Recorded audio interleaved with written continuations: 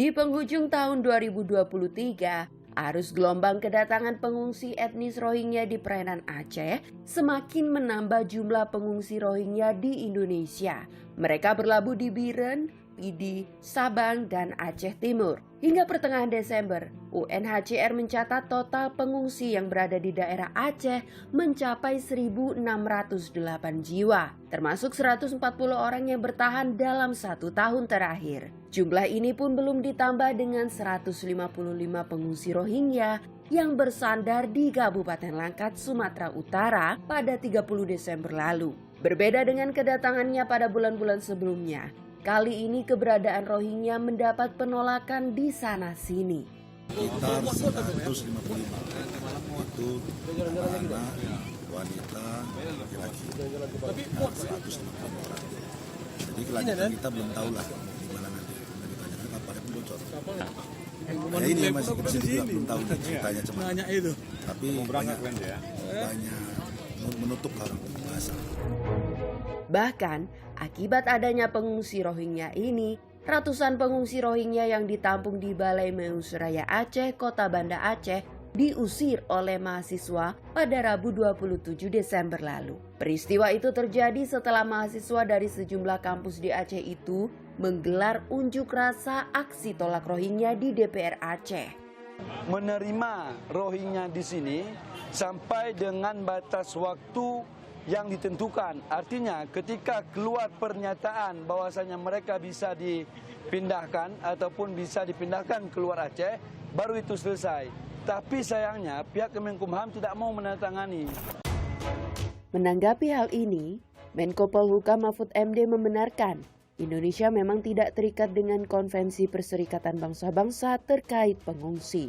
Namun ia mengingatkan banyaknya bantuan yang diterima Aceh saat terjadi peristiwa tsunami tahun 2004. Ditempatkan di gedung PMI, Palang Merah Indonesia, yang sebagian lagi ditempatkan di gedung Yayasan Aceh.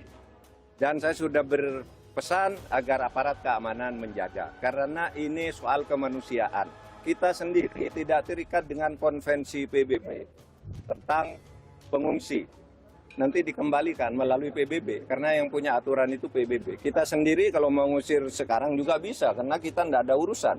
Tetapi ini kan urusan kemanusiaan.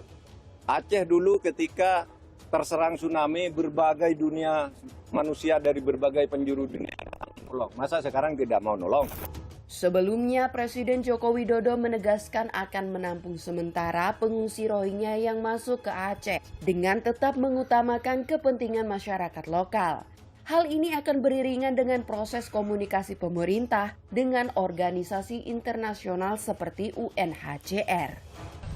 Saya sampaikan bahwa sementara kita tampung, sementara, dan kita masih berbicara dengan organisasi-organisasi internasional, UNHCR dan lain-lain, karena memang masyarakat lokal tidak menginginkannya.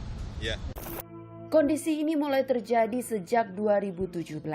Saat itu, 1,2 juta warga Rohingya kabur dari Myanmar. Sebagian besar dari pengungsi akhirnya tinggal di kamp-kamp pengungsian di COX Bazar, sebuah kota pelabuhan di Bangladesh. Sisanya kabur ke Indonesia, India, Malaysia, Thailand, dan Australia menjadi negara-negara tujuan lain.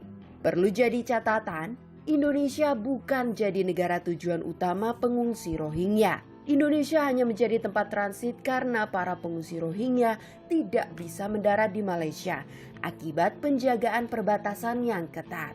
Guru Besar Hukum Internasional Universitas Indonesia Hikmahanto Juwana menyebut Rohingya yang masuk ke Indonesia bukanlah pengungsi karena tidak terverifikasi versi UNHCR. Kedatangan mereka harus melalui tempat pintu imigrasi,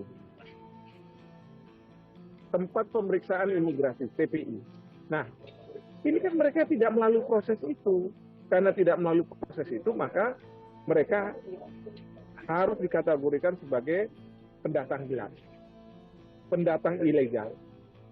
Yang bagi otoritas di Indonesia, mereka bisa melakukan deportasi. Kondisi etnis Rohingya sebagai pencari suaka ini pun diperparah dengan adanya kasus dugaan tindak penyelundupan manusia. Sejumlah tersangka telah ditetapkan dan diamankan Polresta Banda Aceh. Tersangka berperan sebagai orang yang mengajak dan mengoordinasi warga Rohingya untuk pergi meninggalkan kamp pengungsi COX Bazar Bangladesh menuju Indonesia. Diduga bahwa memang tersangka ini melanggar pasal 120 ayat 1 Undang-Undang Keimigrasian. Warga Rohingya tersebut itu menyetor uang sebanyak 100.000 sampai dengan 120.000 taka atau 14 juta sampai 16 atau 17 juta rupiah per orang. Ya, itu istri dan anaknya termasuk dirinya itu gratis kemari. Sementara itu, pelapor khusus PBB untuk situasi hak asasi di Myanmar Tom Andrews memiliki pandangan lain. Ia menyebut penolakan Rohingya di Indonesia karena adanya kesalahan informasi dan kurang pahamnya masyarakat tentang kejahatan kemanusiaan terhadap Rohingya. Dia juga berharap negara sekitar Myanmar bekerja sama untuk membantu warga Rohingya dan menyelesaikan krisis ini. The Myanmar military, they are the root cause of this crisis. Provide Bangladesh with the support that they need and deserve to provide Rohingya humane, livable conditions. Only a fraction of what Bangladesh needs to support the Rohingya is being provided by the international community. There is an urgent need for nations in the region to work together toward a regional solution to the plight of those Rohingya who are in peril at sea. No one state, including Indonesia, should be expected to take this responsibility on alone. Coordinated efforts should include a robust search and rescue operation and support for those nations who provide these desperate Rohingya families with the help that they need. Etnis Rohingya yang terus berdatangan ke perairan Indonesia memang memicu polemik. Adanya penolakan dari warga memang berbanding terbalik dengan kondisi etnis Rohingya yang mencari suaka terbaik. Pemerintah juga harus bersikap tegas, memutus jalur masuk para pencari suaka secara ilegal yang kini dilakukan melalui penyelundupan manusia. Dengan dalih apapun, masuknya orang asing ke dalam batas teritori negara secara ilegal bisa merusak keamanan negara kesatuan Republik Indonesia.